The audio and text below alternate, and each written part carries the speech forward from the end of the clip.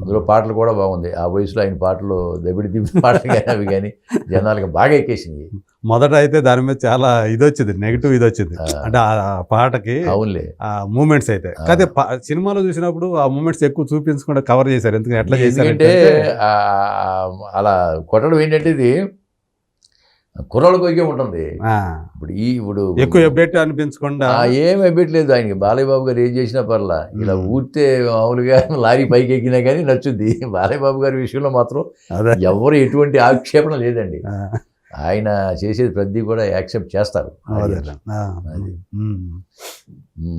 So మొత్తానికి అలా ఈ సినిమా ఒక మంచి మీకు అంటే ఒక రకంగా అంటే బాలయ్య బాబు ఎనర్జీ గురించి మాట్లాడుకునేటప్పుడు ఆయన ఎనర్జీ చూసినప్పుడు మిగతా వాళ్ళందరికీ ఎట్లా ఉండేది? ఆయన చూస్తే మాకు ఇన్స్పిరేషన్ కదా, ఈ వయసులో ఆయన అట్లా చేస్తుంటే మిగతా మనం ఎందుకు చేయకూడదు అన్న ఒక ఇది ఉంటుంది, యాంగ్షస్ ఉంటుంది కదా. యాంగ్షస్ ఉంటుంది. ఆయన కూడా అందరితో సరదాగా కలిసిపోయే మనిషి, చక్కగా మాట్లాడతాండి ఆయన.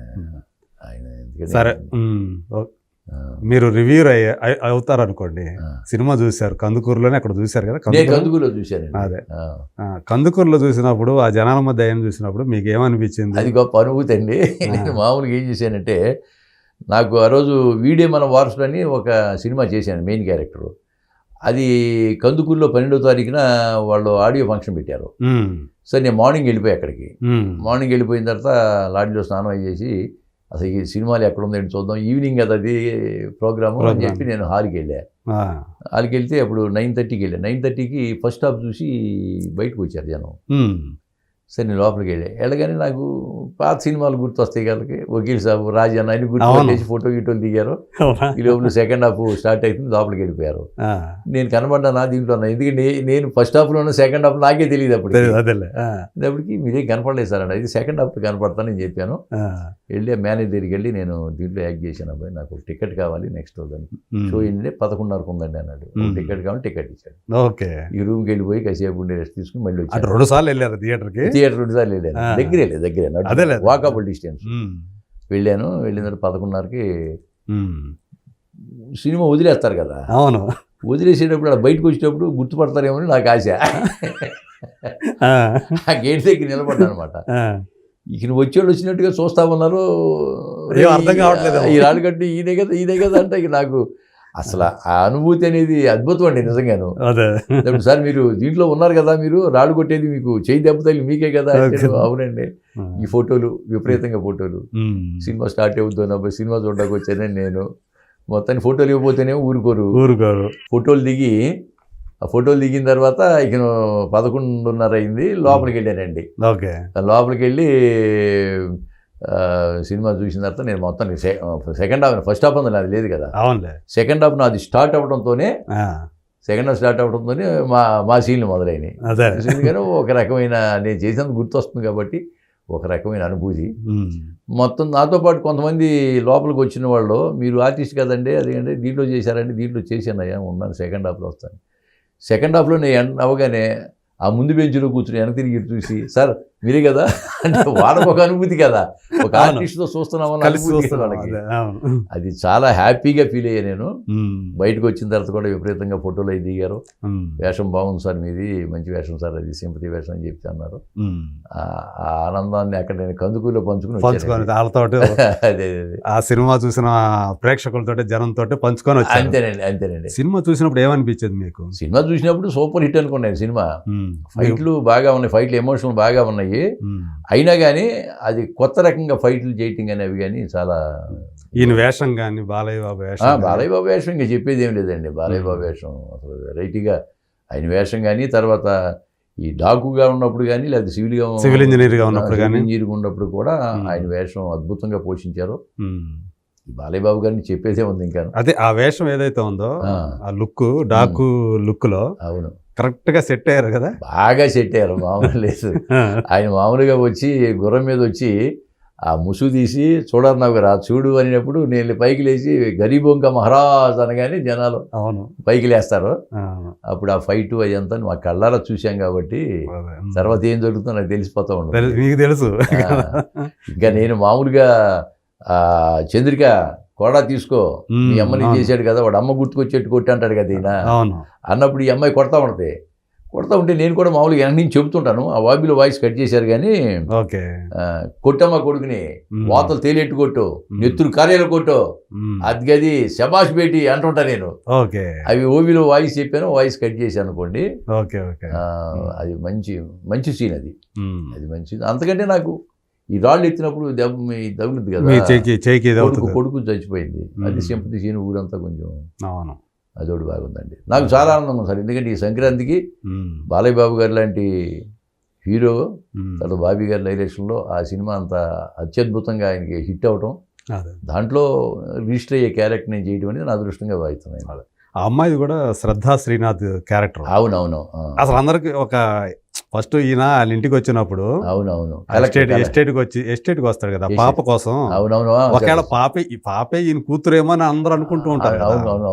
దానికి ఇచ్చిన ట్విస్టులు చివరిలో మొత్తం అంతా కూడా అరే ఈ అమ్మాయి ఫలానా అని తెలిసిన తర్వాత అందరూ కూడా ఒక చిన్న షాక్ గురవుతారు. అవునవును. అంటే తనకి సంబంధం ఎలాంటి సంబంధం ఉంది ఆ పాపతోటి, ఎందుకు అక్కడికి వచ్చాడు అనేది చాలా బాగా కథ కూడా బాగా ట్విస్టులు బాగున్నాయండి. ఆ అమ్మాయి శ్రద్ధా శ్రీనాథ్. అవును, ఆ కథ కూడా ఆ ట్విస్టులు చేసుకుంటూ కథ నడిపించారు కాబట్టి మధ్యలో ఫైట్లు అవన్నీ ఉండబట్టి సినిమా ఎక్కడో అసలు మాకు కొంత కథ తెలుసు కానీ ఇంత వివరంగా తెలియదు. మాది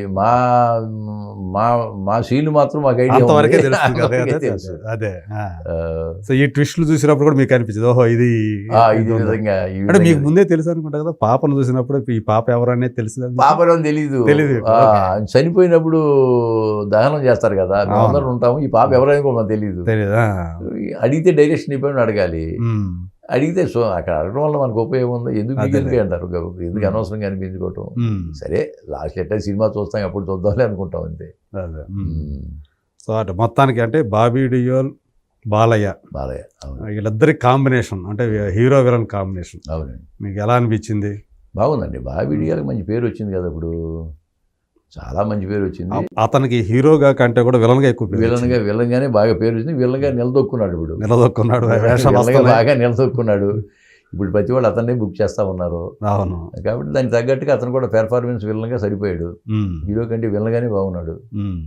కాబట్టి ఇప్పుడు కొంతకాలం పాటు తెలుగులో విలన్గా దున్నేస్తాడు అతను. అదే తెలుగులో తమిళ్లో మన కంగువాలో కూడా చేశాడుగా సూర్య సినిమాలో. మీరు చూసారో లేదో కానీ అందులో చాలా భీకరమైన చాలా క్రూరమైనటువంటి విలను. సో అంటే యానిమల్లో ఎట్లా చేశాడు ఆ టైప్ లో ఇక్కడ కూడా అంత క్రూరమైనటువంటి యానిమల్ నుంచి అతను మంచి పేరు వచ్చింది. అవును. సో మొత్తానికి డాకు మహారాజ్ అనే సినిమా తోటి సో మీకు పర్సనల్గా ఏమన్నా ఇంకా కాస్త గుర్తింపు పెరిగింది అనుకుంటున్నారా? పెరుగుతుందండి. ఇప్పుడు ఒక సినిమా హిట్ అయిన తర్వాత ఆ గుర్తింపు ఎలా పెరిగింది, ఇంకా వేరే సినిమాలు వస్తాయి అనడానికి కనీసం 15 రోజులు పడుతుందండి. అదేనండి, మన కోసం అయితే సినిమా తయారు చేయరు కదా. నెక్స్ట్ సినిమా చేసినప్పుడు ఒక గ్రామ పెద్ద, ఒక గూడెం పెద్ద, ఒక రైతు అని అనుకోండి, సమిడి గాంధీ గారు చూడాయి అంటారు. అలా గుర్తుకొస్తామని నా అభిప్రాయం. అవును, డెఫినెట్గా. అవును. ఇప్పుడు పెద్ద డైరెక్టర్ల దృష్టిలో కూడా నేను పడ్డాను. బోయపాటి సీన్ గారు నాకు అఖండాలో ఇప్పుడు అఖండ 2లో నాకు డేట్లు ఇచ్చారండి 20వ తారీఖు నుంచి. Very good. 20వ తారీఖు నుంచి 30 వరకు 7 రోజులు డేట్లు ఇచ్చారు. నెక్స్ట్ మంత్ ఒక 4 రోజులు డేట్లు ఇచ్చారు. అది గ్రామ పెద్ద అని చెప్పి సమ్మెడ గాంధీ గ్రామ పెద్ద అని పంపించారు. సో పెద్ద క్యారెక్టర్లు అన్ని అలాగే ప్రభాస్ గారు ఫౌజీ తీస్తున్నారు కదా. అవును, అను రాఘవపూడి గారు నాకు కృష్ణగాడి వీరప్రేమ గాథలో చేశాక. అవును, అప్పుడు నాకు బాగా పరిచయం అయిన. ఆ తర్వాత నేను ఆయన కలవడం కుదరలేదండి.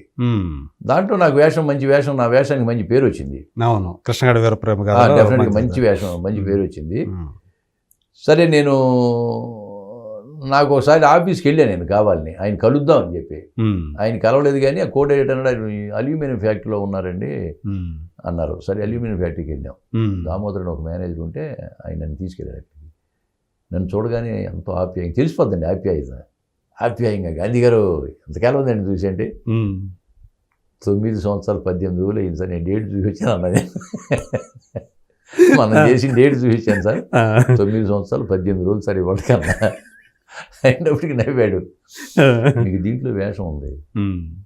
ఇది ఎప్పుడంటే 1940లో స్టోరీస్ ఇవి. ఓకే.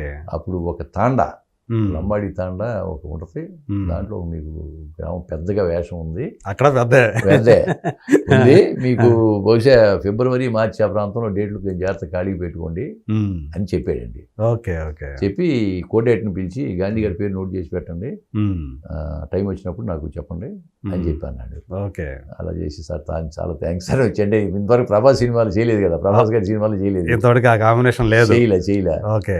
కాబట్టి అది ఒక 15 రోజులు అది ఒక పాడవచ్చు అనుకుంటున్నాను, పిలుస్తారని ఆశిస్తున్నాను. 17-20 రోజుల దాకా అంటే కొంచెం మంచి.